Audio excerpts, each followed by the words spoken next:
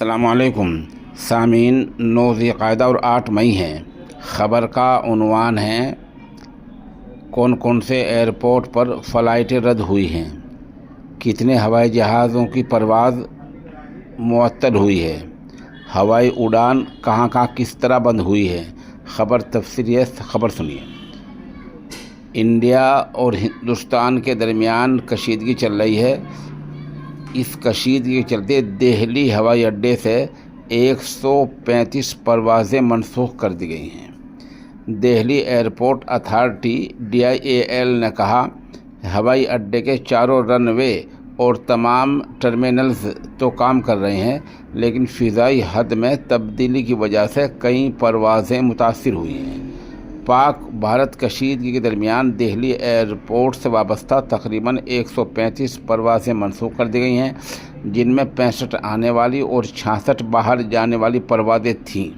یعنی اتنے ہوائی جہاز جو 65 آنے والے تھے اور 65 یہاں سے 66 جانے والے تھے، یہ سب منسوخ کر دیے گئے ہیں۔ غیر ملکی ایئر لائنز جیسے امریکن ایئر لائنز نے بھی اپنی کچھ عالمی پروازیں منسوخ کی ہیں۔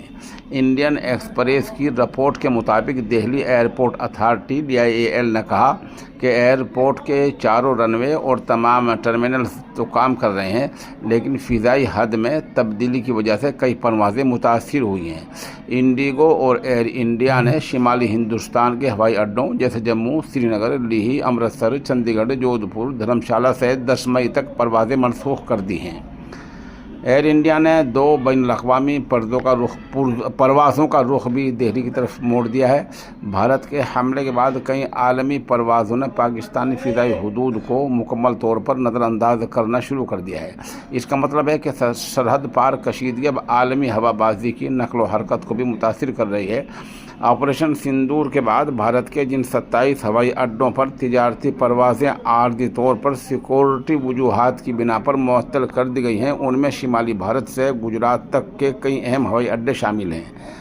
جموں کشمیر اور ہماچل پردیش کے علاقے میں سری نگر، جموں، لیہہ، امرتسر، پٹھان کوٹ، لدھیانہ، چندی گڑھ، پٹیالہ، بھونتر، شملہ، گوگل، دھرم شالہ، بھلوارہ اور بھٹنڈا جیسے ہوائی اڈوں پر پروازیں روک دی گئی ہیں۔ راجستھان کے جیسلمیر، جودھ پور، بیکانیر اور کشن گڑھ جیسے ہوائی اڈے اس بندش سے متاثر ہوئے ہیں۔ ادھر گجرات کے بھوج، کنڈلا، پوربندر، جام نگر، راجکوٹ، موندرا اور کیشود ہوائی اڈوں پر بھی مسافروں کی پروازیں معطل کر دی گئی ہیں۔ مدھیہ پردیش کے گوالیر ہوائی اڈہ اور دہلی NCR خطے میں واقع ہنڈن ایئر بیس غازی آباد بھی اس فہرست میں شامل ہیں۔ ان بندشوں کا مقصد ملک کی سلامتی کو یقینی بنانا ہے۔ صورتحال کا جائزہ لینے کے بعد پروازیں دوبارہ شروع کر دی جائیں گی۔